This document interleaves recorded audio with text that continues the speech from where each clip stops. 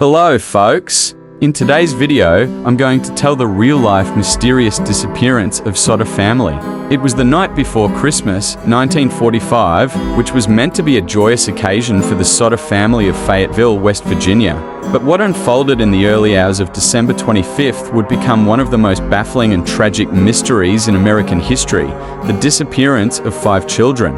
The Sodders were a well-respected family in the small mining town. George Sodder, the father, an Italian immigrant who had to provide for his wife Ginny and their 10 children. On Christmas Eve, 1945, the family gathered to celebrate, not knowing it would be the last time they'd be together. Around 1 o'clock a.m., a fire broke out in the Sodder home.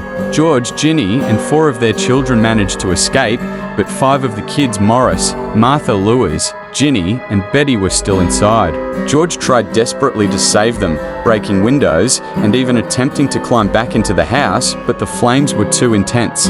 Within 45 minutes, the home had been reduced to ash. After the fire, investigators assumed the children had died in the blaze. But here's where the horror begins: no remains were ever found.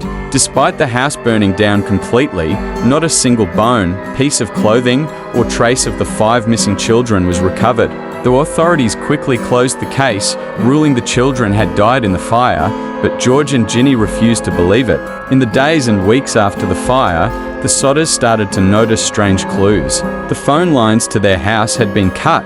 Their ladder, which George had planned to use to rescue the children, was mysteriously missing and later found in a ditch far from the house.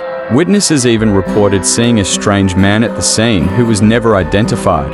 And most disturbingly, a woman claimed to have seen the children in a car driving away from the house as it burned. The Sodders were convinced their children had been kidnapped. They put up billboards offering a reward for information, hired private investigators, and even received letters suggesting the children had been taken to Italy. The case attracted national attention, but no definitive answers were ever found. Then, in 1967, over 20 years after the fire, Ginny Sodder received a strange photograph in the mail. It was a picture of a young man with an eerie resemblance to her son Louis, one of the missing children. The photo contained no return address, only a cryptic message on the back. Despite further investigation, the mystery remained unsolved. To this day, the disappearance of the Sodder children remains one of America's most chilling unsolved mysteries. Were they kidnapped? Did they perish in the fire? Or was there something more sinister at play? If you found this story chilling, subscribe for more real-life mysteries and leave a comment. What do you think happened to the Sodder children?